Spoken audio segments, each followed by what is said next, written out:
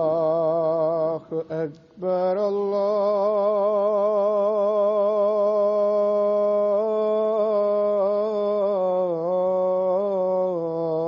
الله أكبر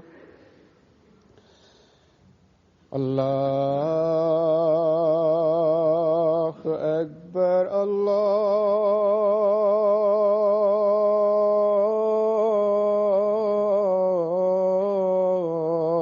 الله أكبر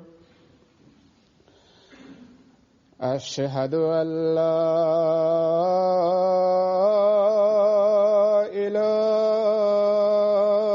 إله إلا الله أشهد أن لا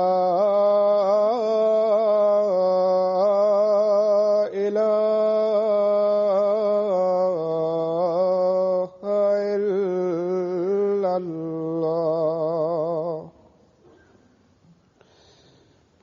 أشهد أن محمدا رسول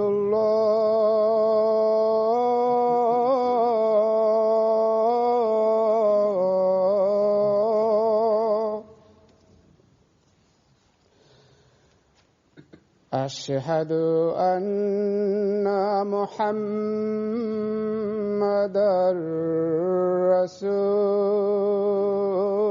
رسول الله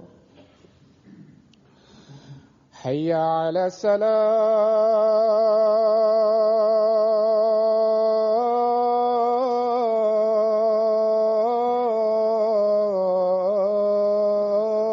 الصلاة حي على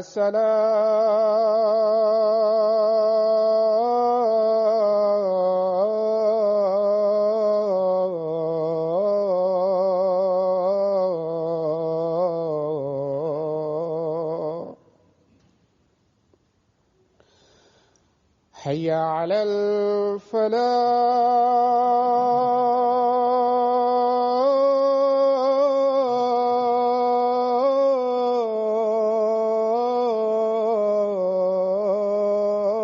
الفلاح حي على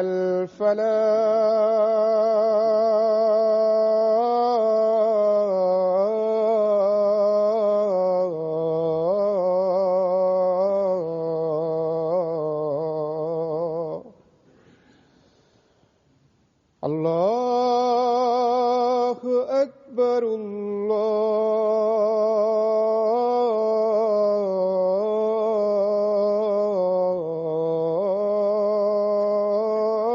الله أكبر لا إله إلا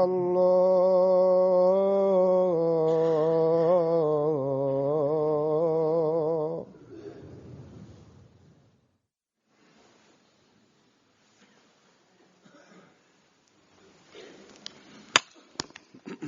السلام عليكم ورحمة الله.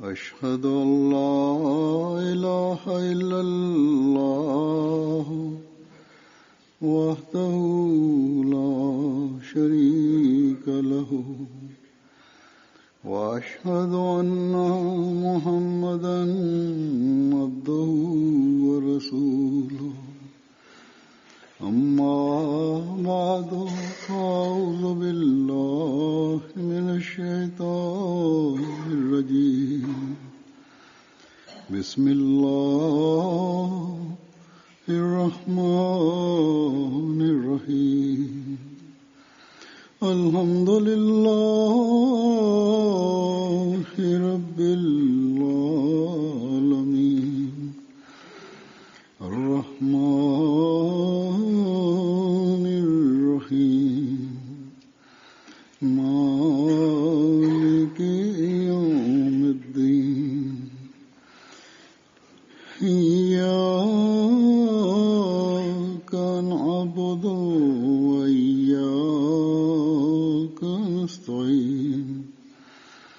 اهدنا الصراط المستقيم صراط الذين أنعمت عليهم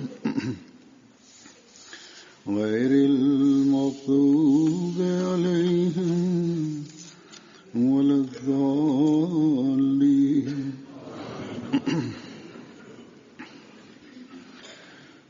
गुज़श्ता जुमे में मैंने हज़रत मुस्लिम माऊद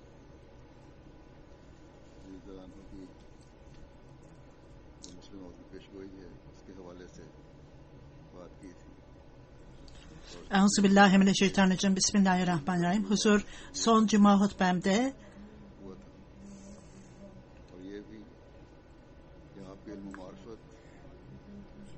Hazreti Müslüm Maud'la ilgili olarak önceden verilen haberlerden bahsetmiştim ve bu nedenle bu onun bilgisi hem manevi hem de maddi bilgilerle dolu olacak ve ayrıca Kur'an-ı Kerim'in en hassas noktalarını açıklayacaktı. Bu açıkça belirtilmişti ve bu başarı öylesine çok ve öylesine büyüktür ki bu konu aylarca devam edebilir. Tabii ki bütün bunların hepsini anlatmak, bunlardan bahsetmek mümkün değildir. Fakat son cuma hutbemde belirtmek istediğim bir şey vardı. Zaman darlığı nedeniyle onu söyleyemedim ve bugün ondan bahsedeceğim. Bunlar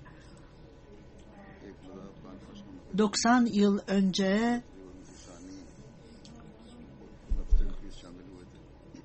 Londra şehriyle ilgili olarak birçok kişi de bunun farkındadır. Eylül 1924 yılında dini bir konferans vardı ve 2. Halife Hazretleri kişisel olarak burada bulunuyordu. Bugünlerde birçok ilişkilerimiz ve bağlantılarımız ve tanıtımımız vardır. Ahmedilere karşı yapılan haksızlıklar, öldürmeler vesaire. Bu nedenle insan hakları bizleri bakmakta ve bunları bilmektedirler bu ilişkilerden dolayı. Bazı parlamento üyeleri ve eğitim görmüş toplumun bölümünde nerede tanıtımı yapmışsak onlar bizleri bilmektedirler. Fakat o zamanlar bunlar mümkün değildi. Buna rağmen Allah-u Teala özel bir hava, atmosfer yarattı ve o kendisi, Allah-u Teala'nın kendisi ve bu organizasyon bunu hazırladıktan sonra 2. Halife Hazretlerine ricada bulunarak Londra'ya gelmesini ve dinle ilgili olarak konuşmasını istedi. Bu öyle özel bir Allah-u Teala'nın desteğiydi ve yardımıydı ki bütün bu şartlara baktığımızda o zaman cemaatin mali durumu öyle iyi değildi ve kendisiyle 11 kişi, 11 delege getirdi. Bu alelade bir şey değil de öyle. Bilakis Hazreti Müslim Maud kendi masrafını kendisi ödedi ve diğerleri için borç aldı bu masrafları karşılamak için. Her neyse ilk önce o gidemeyeceğini zannediyordu. İstihara ve duadan sonra ve ayrıca cemaatle danıştıktan sonra yolculuğa çıktı ve Allah Teala'nın desteğini ve yardımını gördük bu yolculuk esnasında. Bu ilk kez Avrupa turuydu 2. Halife Hazretleri'nin ve Arap ülkeleri Suriye ve Filistin gibi buna da dahildiler. Bu nedenle Arap ülkelerinde sadece bu ülke zamanın halifesi orada tur yapmıştı ve o zaman sınırlamalar getirmişti ve diğer halifeler oraya gidemezlerdi. Bugün diyor huzur, bu konferansın değişik yönlerinden bahsedeceğim ve detaylarından da bahsedeceğim. İkinci Halife Hazretleri ile ilgili olarak İngilizlerin etkisi, उस जमाने में onların düşünceleri, और कई दिन onun bilgin oluşundan ve Allah-u Teala ile ilişkisi olmasından bahsediyorlardı ve ayrıca tarihi yönünden de gençlerimiz haberdar olmalıdır. O günlerde yolculuk deniz yoluyla yapılmaktaydı ve birkaç gün almaktaydı. Bir gün Müslih Maud radıyallahu anhu kendi sahabeleriyle birlikte, arkadaşlarıyla birlikte जहाज का जो डॉक्टर था geminin ikinci sınıf kamerasında beraberce topluca namaz kılıyorlardı ve namazdan sonra oturdular ve bütün arkadaşlar da etrafındaydı ve oturdular. Bir İtalyan doktor oradan yanından geçti ve bütün insanların orada oturduğunu görünce devamlı olarak İsa Aleyhisselam'ın 12 havarisi, İsa Aleyhisselam'ın 12 havarisi diye devamlı söylüyordu. Doktor Haşmetullah sahip bundan bahsetmiş ve ben hayret ettim diyor ve doktor, İtalyan doktor, में 12वें चौधरी मोहम्मद शरीफ साहब वकील थे जो अपने तौर पर सफर में o Pop'un kasabasında oturuyordu ve onun ne kadar zekice bir yorumu vardı. Huzurla beraber 11 kişi bulunuyordu. Hep beraber 12.si Çağduri Muhammed sahip kendi masraflarıyla katılmıştı bu gruba. Ve bu konferansa Wembley konferansı denilmektedir ve tarihi konferansın özgeçmişi buydu. Bu konferansın amacından bahsedeceğim. 1924 yılının başlarında Wembley sergisi meşhurdur. Sir William Loftusier bu sergiyi organize etmişti. Bu sergiyle beraber konferans olmalıdır diyordu ve İngiliz İmparatorluğu'nun kişi ve farklı ülkelerde kolonileri vardı. Farklı dinlerin temsilcileri, orada yaşayan değişik dinlerin yetkilileri gelmeli ve kendi dinlerini açıklamalıdır demişti. Bu serginin hazırlayıcıları, Doğu bilimcileri bu fikirle aynı fikirde oldular ve Londra Üniversitesi'nin Doğu bilimleri bölümlerinin hazırlığıyla bütün bu konferans geniş ölçüde kuruldu. Imperial Enstitüsü yeriydi. 2 Eylül'den 3 Ekim'e kadar zaman ayarlandı ve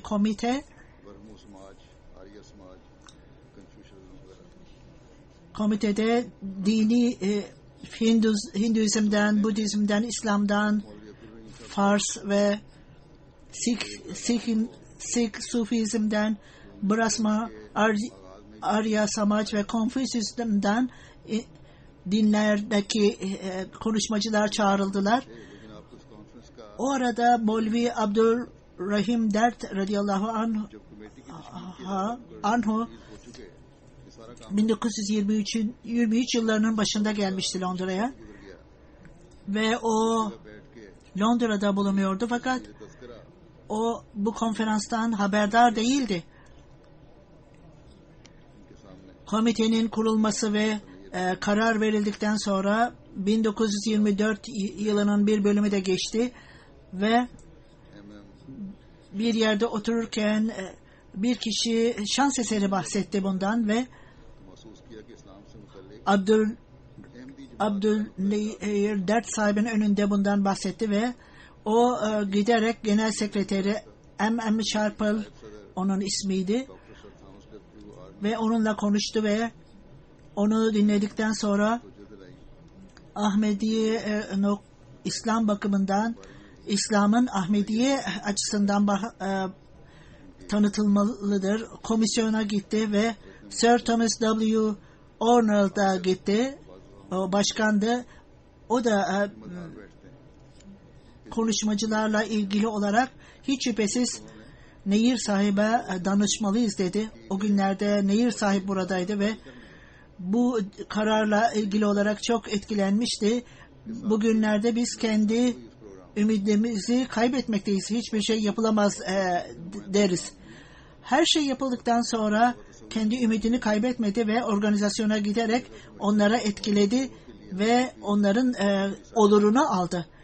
Nehir Bey ile beraber bütün programın Hundemat, Budmat isimleriyle Sufizm tanıtımı ile ilgili olarak Nehir Sahib'a danıştılar ve Hafız Roshan Ali Sahib'in Sufi olarak ismi yazıldı. Ayrıca belirtildiği gibi Hafız Roshan Ali Sahib gelmeyeceğini ancak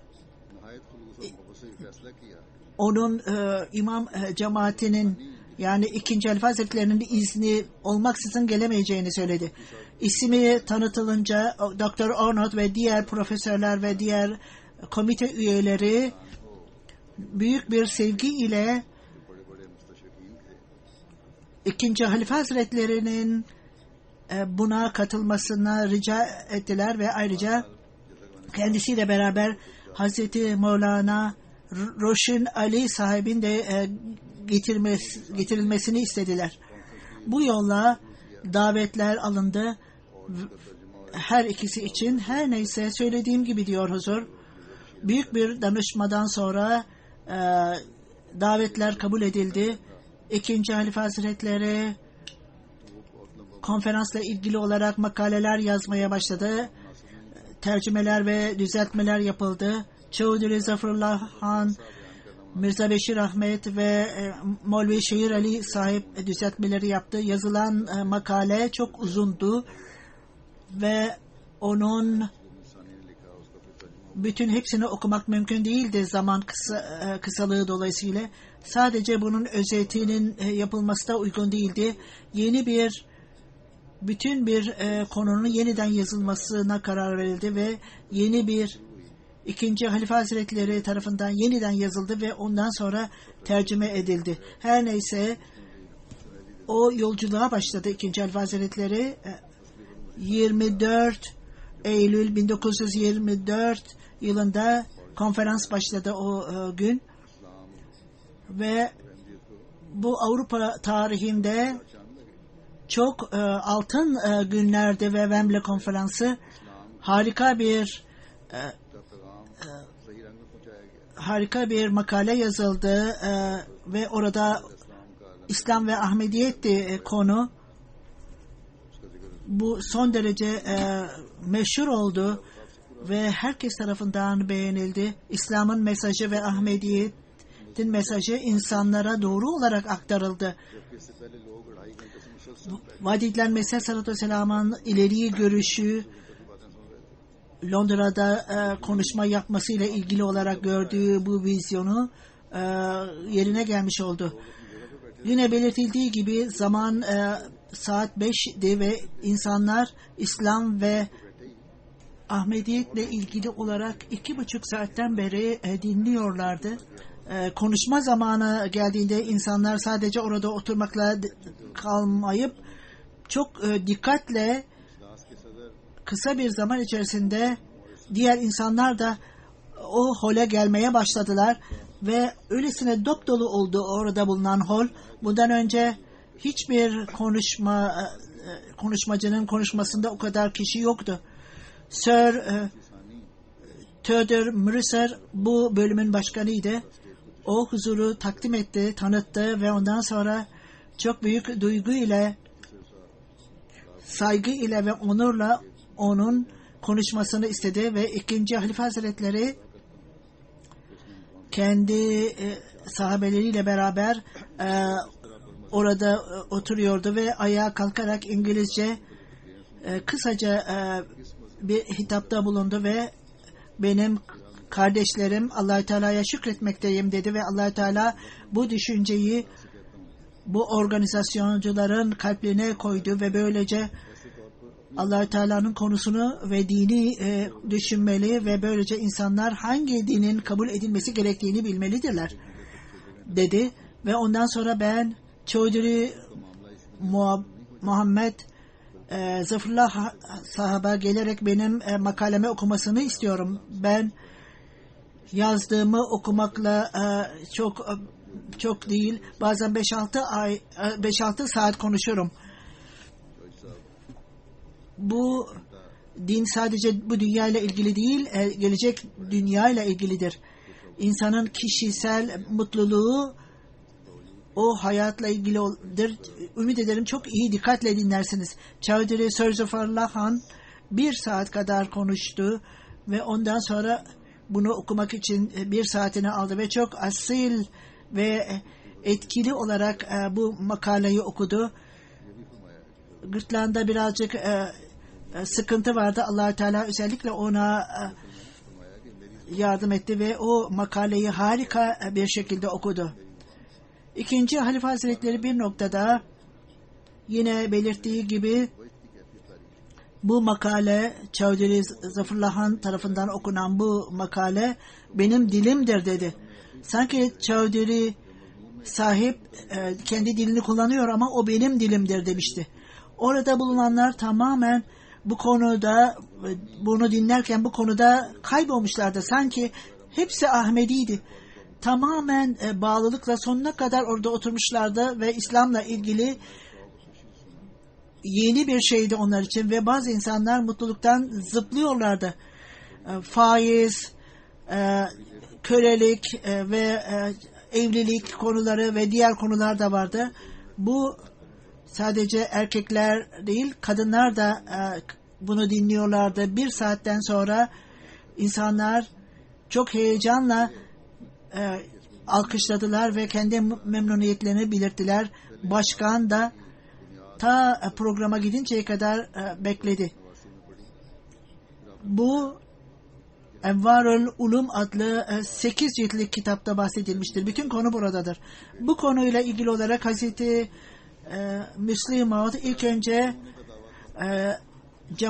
Ahmediye cemaatinin 1989'da kuruluşunu anlattı. Ondan sonra vaat edilen Mesih Aleyhisselatü Vesselam'ın Mehdilik iddiası Resul-i Ekrem sallallahu aleyhi ve sellem tarafından belirtildi ve ayrıca o Mesih'tir. Onun önceden verdiği haber İncil'de ve ayrıca İslami kitaplardadır. Onun iddiasından dolayı her taraftan birçok muhalifliklerle yüz yüze geldi. Müslüman ulema ona karşı geldi. Çok güçlü olarak karşı geldi. Buna rağmen onun etrafındaki insanlar etrafında toplanmaya başladılar. Allah-u Teala'nın izniyle cemaat kuruldu ve bu cemaat dünyanın değişik yerlerinde yavaş yavaş yayılmaya başladı. Ben bu konunun özetinden bahsediyorum diyor huzur. Bu sadece özet değil, bu çok sadece kısa noktalardır. Aksi halde bütün bu makale özet olmasına rağmen bunu okumak 1 saat aldı. Daha önceden yazılan Ahmediyet ve Gerçek İslam çok büyük bir kitap halindeydi. Her neyse bütün Hazreti Müslim Maud'un ölümünden sonra, Mesih Aleyhisselatü Vesselam'ın ölümünden sonra hilafet sistemi geldi ve bu hala devam etmektedir ve Ahmediyet değişik ülkelerde kurulmuştur.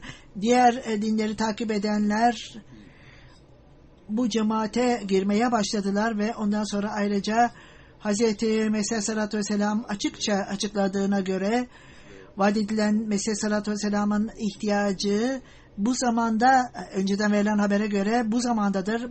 Çünkü buna ihtiyaç vardır ve bu zamanda şartlar öyledir ki bir islahçının olması lazımdır. İşte bu önceden verilen haber bize bunu söylemektedir. Ayrıca vaat edilen Mesih Aleyhisselatü Vesselam Allah-u Teala kendi seçkin ve sevgili insanlarıyla konuşur ve onların dualarını kabul eder ve Allah-u Teala son derece rahmet edendir. Vaat edilen Mesih Aleyhisselam'ı bu çağda göndermekle O bu zamanın ıslahı için, bu zamanın insanların ıslahı için bir hazırlık yapmıştır. Vaat edilen Mesih Aleyhisselatü Vesselam Allah Teala'nın varlığı ve Allah Teala'nın varlığına inanmakla ilgili olarak ve onunla ilişki kurmakla ilgili bu yaşayan Allah Teala'nın ispatını ortaya koymuştu bu çağda. Yine belirtildiği gibi eğer herhangi bir din varsa dini Allah Teala'yı eğer anlatmıyorsa o din olamaz. Ondan sonra peygamberlerin durumunu anlattı. Herkesin Allah Teala ile olan ilişkisini ve manevi ilerlemeleri de anlatmıştı.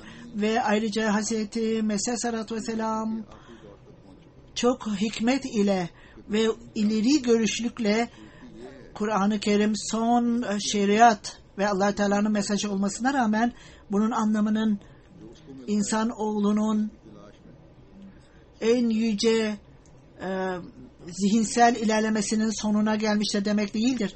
Bu en mükemmel kitabın güzelliğinde çok geniş okyanuslar ve bilgi hazineleri vardır. Bunu aramak isteyen, bulmak isteyen ve bu konuda ciddi olan ve samimi olan kişi bu manevi ilerlemeleri kazandıkça diğer bilgileri de kazanır ve Kur'an-ı Kerim neye ihtiyacı varsa o kişinin onları verir. Kendi istediğine göre, ihtiyacına göre bu insanlara verir. Hz. Müslim Maud ayrıca Kur'an-ı Kerim İslamiyet'e karşı öne sürülen iddiayı reddetmiştir. İslamiyet'in kılıçla yayıldığıyla ilgili olarak. Ayrıca dinde zorlama yoktur ayeti kerimeyi ortaya koyarak. Ancak geriye savaşmak İslam'a saldırıldığında ve onu ortadan kaldırmaya çalıştığında ancak izin verilir. Burada birçok konular vardı bu konuşmada. Kölelik, faiz ve çok evlilik, boşanma, ahlaki değerler, ölümden sonraki hayat, bütün bunlar İslam'ın görüş açısında bu kitaptan bahsedilmişti, bu makalede bahsedilmişti. Ondan sonra vaat edilen Mesih Aleyhisselatü Vesselam'ın doğruluğunun ispatını ve onunla ilgili olarak ilahi destekleri ortaya koydu ve Hazreti Müslim Maud radıyallahu anhu bu makalesinde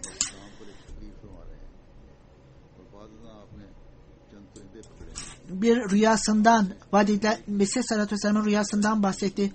Bir yerde Londra'da bir konuşma yaptığını ve İslam'la ilgili olarak konuştuğunu gördü ve orada birçok kuşları yakalamış ve bu rüyanın tabirinde onun talimatları Londra'daki insanlar tarafından kabul edilecek ve bu cemaate gireceklerdir bu insanlar diye yorum yaptı.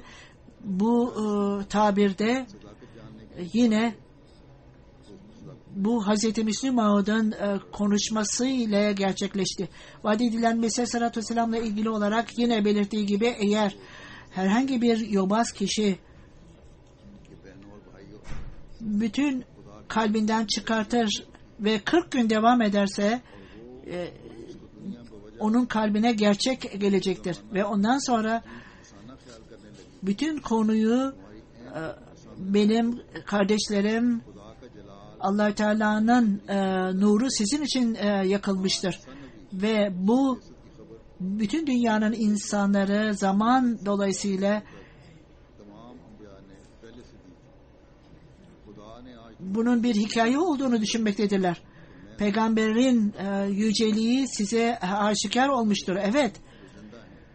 Peygamberin gelişi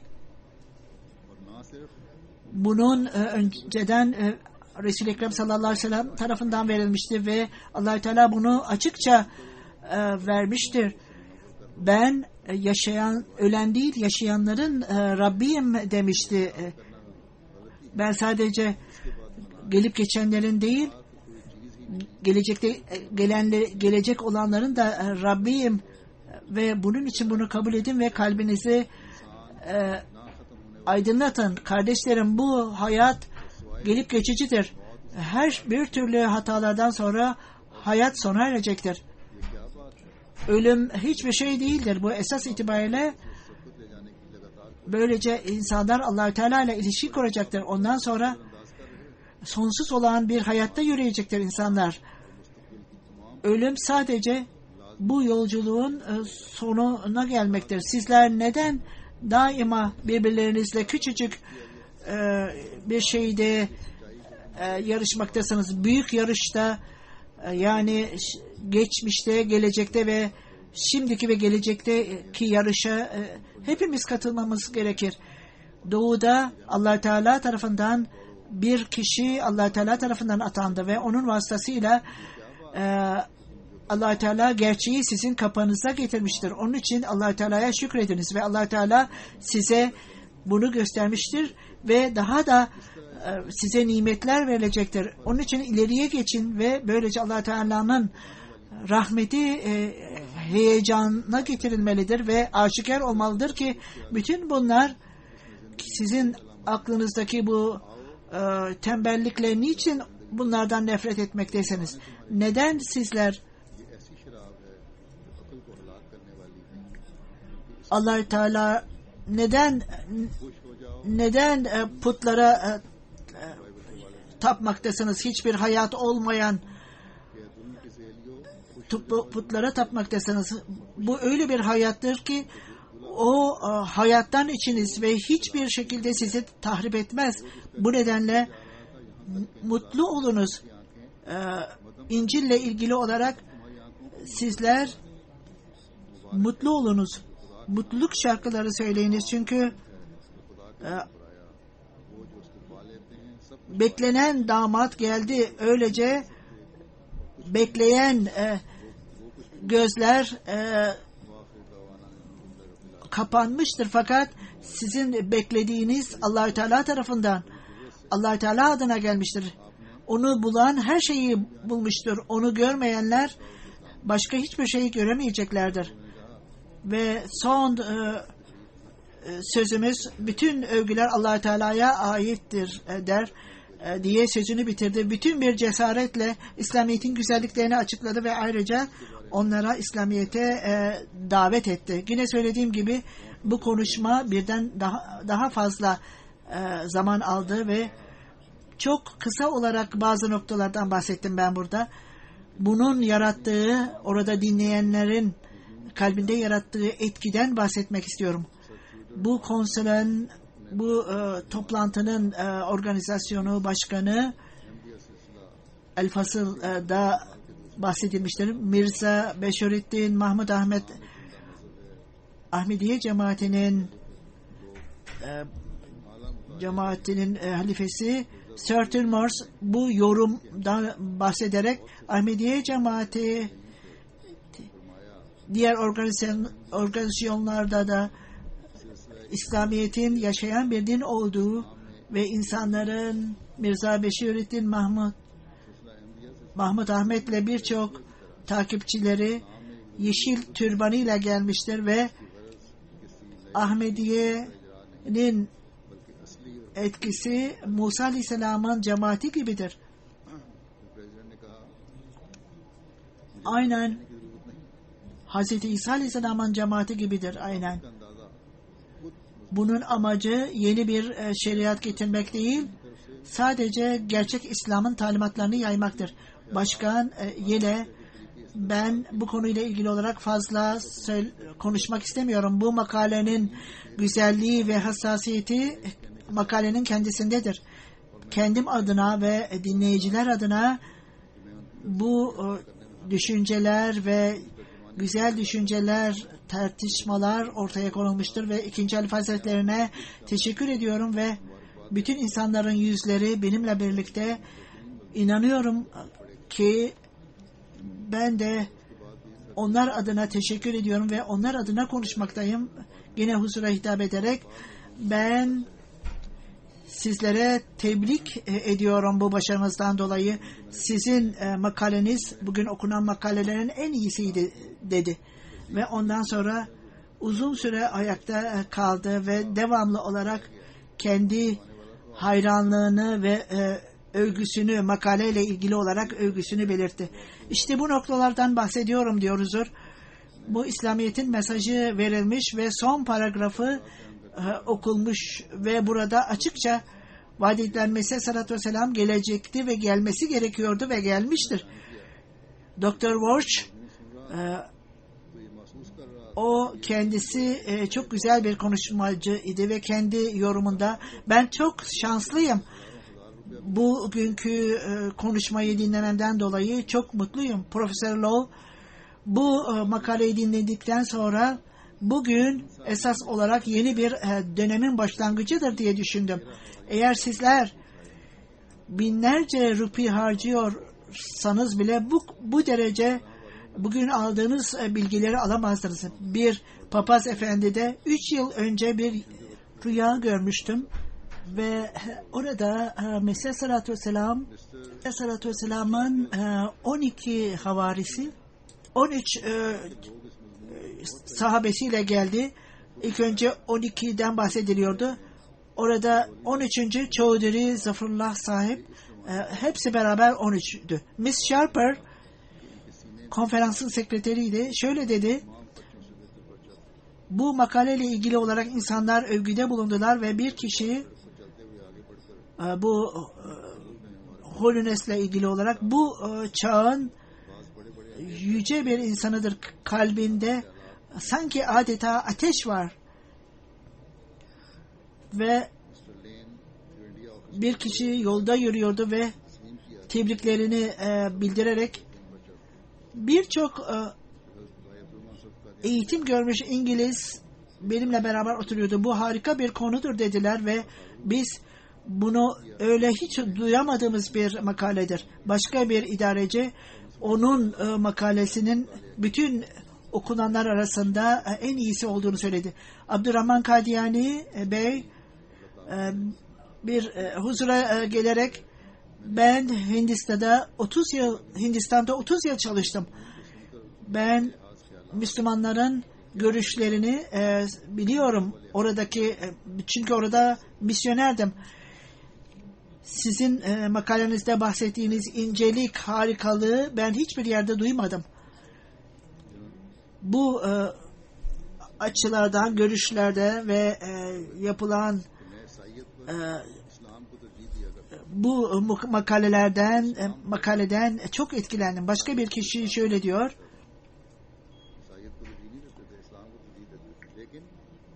Fransa'dan bu makaleyi dinlemek için gelmişti.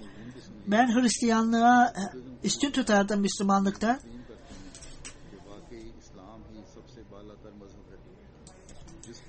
İslam'a Hristiyanlıktan daha üstün tutardım. Fakat İslam'da da Budizm'e üstün tutardım. Şimdi makaleyi duyunca şimdi hiç şüphesiz İslam daha üstün bir din olup sizin tanıttığınız bu konu öylesine güzel bir konudur ki başka dinler bile bununla yarışamaz. Benim kalbim sizin makalenizden son derece etkilendi.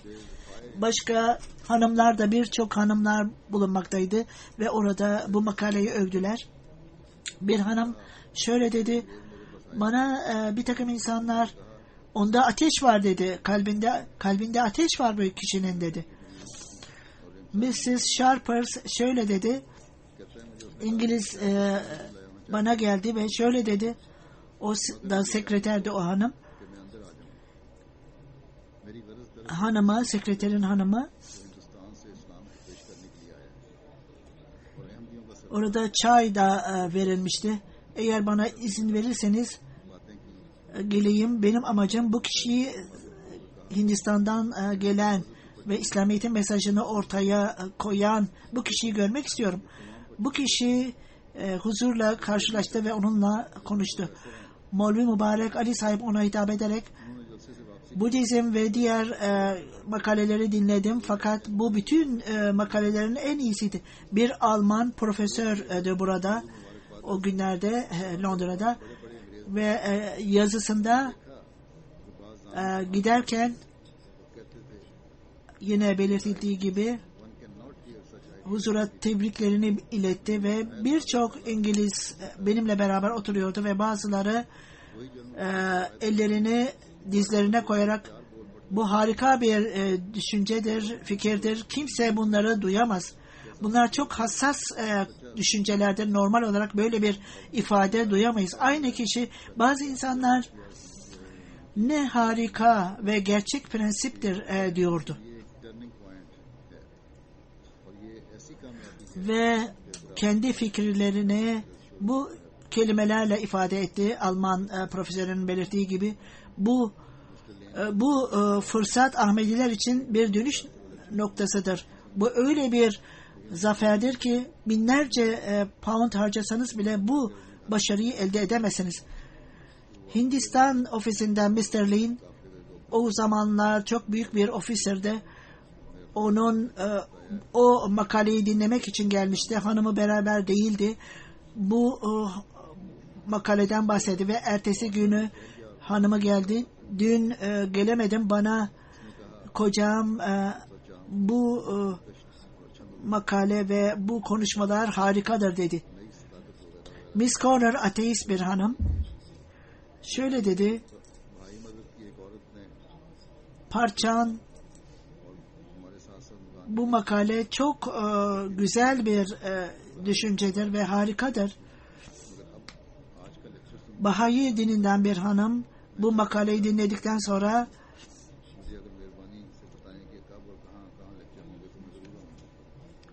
Bahayi düşüncesini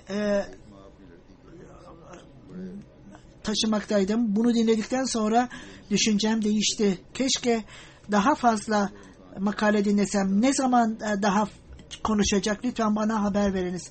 Bir Hristiyan hanım kızıyla beraber geldi. Çok samimiydi ve 2. Halife Hazretlerine gelerek benim evime geliniz bir çay içmek için.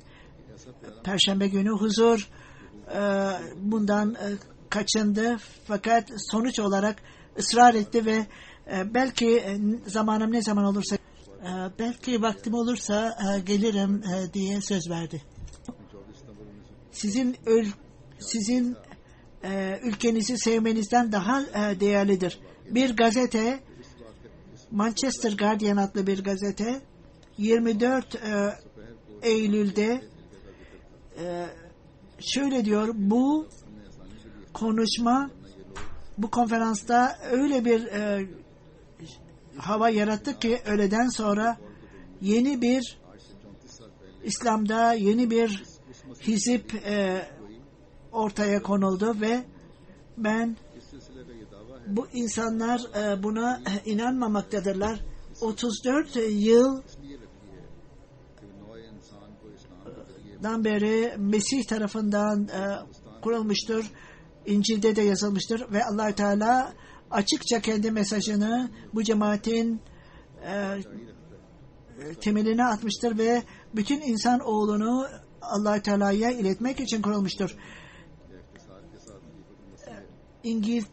Hindistan'dan türbanlı, siyah sakallı El Hac Mirza Beşirüddin Ahmet ve aydınlık yüzlü bir kişi çok belirgin bir ifade kullanmış ve İslam'da Ahmediye hareketini anlatmış ve kendisiyle beraber kırmızı Türk şapkası, Türk fesi giyiyordu ve fesi giymiş ve son derece fırlahan ve insanları bu yeni Mesih'in talimatını kabul etmesine çağırdı. Bundan sonra alkışlar ve çığlıklar vardı ve bunlar başka bir makalenin sonunda görülmemişti. Bay Abdurrahman Kadiyani sonunda bir karar verildi ve hep beraber kabul edildi. Bu bilimsel bir konuşma, makale hiçbir zaman yapılmamıştı ve bunun için kendisine teşekkür edilmelidir. Papaz bütün bu makaleyle ilgili olarak evine geldi. Nereye giderse son derece etkilenmişti ve bir kişi heyecandan dolayı sandalyesinde zıplıyordu ve ben bu mesajı tebliğ edeceğim. İslamiyet'in bu noktasını, İslamiyet'in talimatları ile ilgili olarak, kitaplarla ilgili olarak buna ait ben tebliğ yapacağım. Bu okunan makale, daha önce okunan makalede çok uzun olmasından dolayı okulmayan, hem İngilizceye çevrilmiştir bu her iki makalede. Bazı misyon evinin ve o zamanki idealler, güzellikler hepsi yazılıdır. Bu makalenin güzelliğinde bahsedilen diğer şeyler de vardır. İngilizce konuşanlar ve gençler bunu okumalıdırlar diyoruzdur. Allah Teala Hazreti Müslim Maud'a sonsuz nimetleri indirsin. Bu konularla ilgili olarak çok büyük bir hazine bırakmıştır. Geçen hutbemde de bahsettiğim gibi Fazl-ı Ömer Foundation de bu hazineyi farklı farklı dillere aktarmalıdırlar. Bazıları bunu yapmaktadırlar fakat bunu daha çabuk ve daha süratle yapmalıdırlar.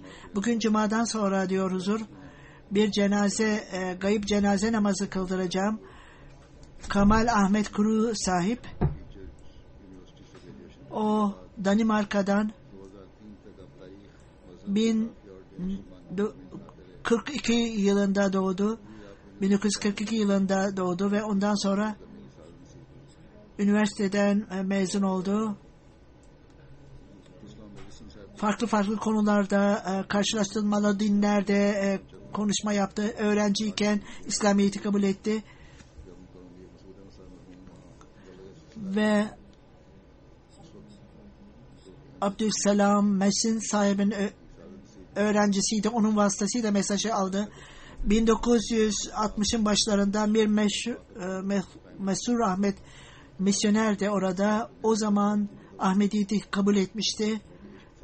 Şanslıydı ve ölümüne kadar o son derece bağlı idi halifeye ve son derece sevgisi vardı ve çok büyük bir sevgi içindeydi. Ne zaman onunla karşılaştığımda, Danimarka'ya gittiğimde onun samimiyetini ve bağlılığını hissetmekteydim.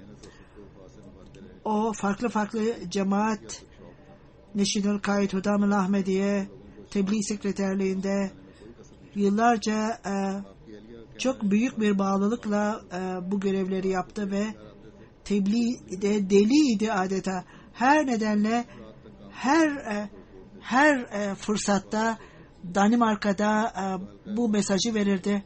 Hanımı görevini bitirdikten sonra bundan sonraki toplantı için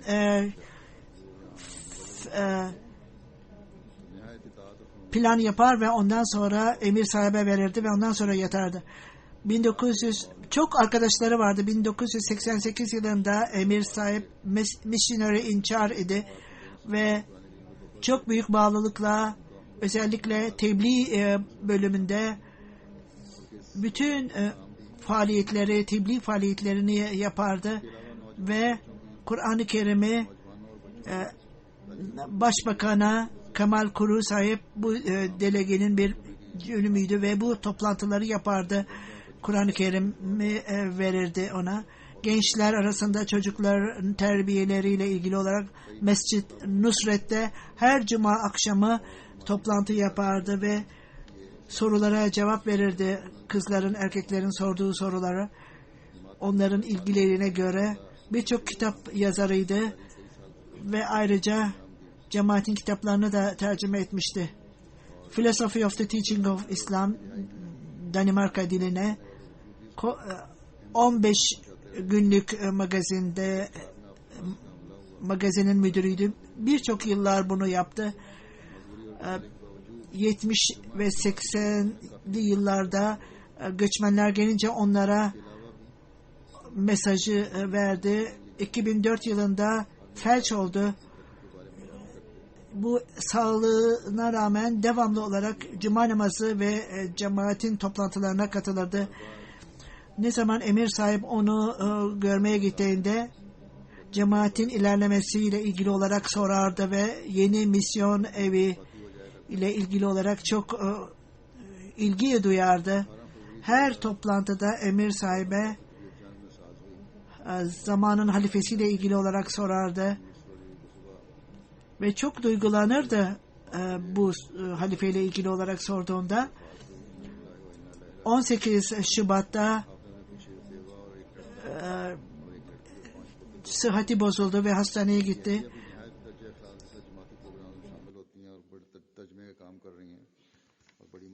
73 yaşında 5:30'da vefat etti.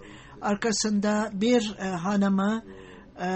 hanımı, kızı ve oğlunu bıraktı ve ayrıca 5 çocuk torununu bıraktı ve ayrıca hanımı da cemaatte çalışmakta ve tercüme işleriyle uğraşmaktadır ve çok bilinen bir hanımdır. Elektronik medyada Danimarka'da ondan Hansels Grasso çok büyük bir insandı. Bizimle artık beraber değil diye bahsetti. Kemal Sever'e daima saygıyla bakıldı ve bizlerin kalbimizde ona çok büyük bir saygımız vardı. Çok asil bir insandı ve cemaatinde bilinen bir kişiydi. Ben eğitim bölümündenim. Kemal Bey benim için bir örnektir diyordu ve o birçoklarımızı hayatın yoluna koydu.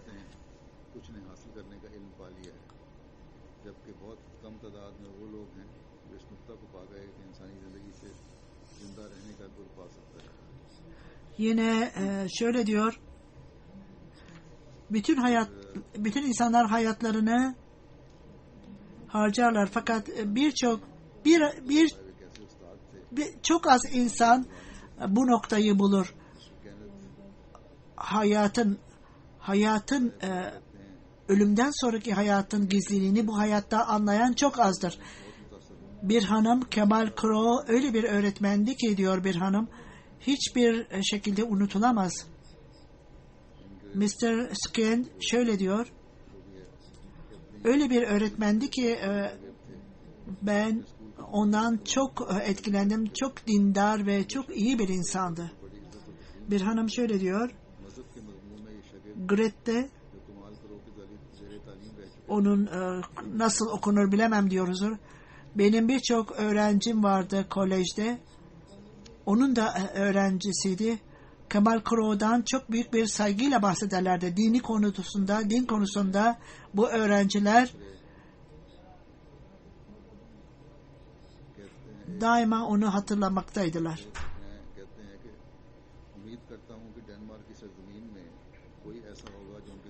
Daha birçok yorumlar var onunla ilgili diyoruz.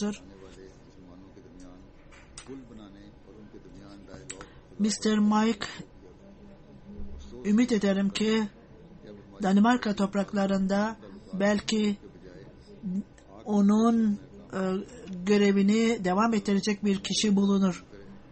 O arkasında bir hanımı, bir kızı ve oğlunu bıraktı ve ayrıca 5 torunu da vardı. Allah-u Teala ailesine sabır ihsan eylesin ve kendisine rahmet eylesin. Amin. Cuma namazından sonra onun cenaze namazını kıldıracağım diyoruz. Elhamdülillah nahmaduhu ve nestaînuhu ve nestağfiruhu ve nu'minu bihi ve netevekkalu aleyh ve na'ûzu billahi min şurûri enfusina ve min seyyiâti a'mâlinâ.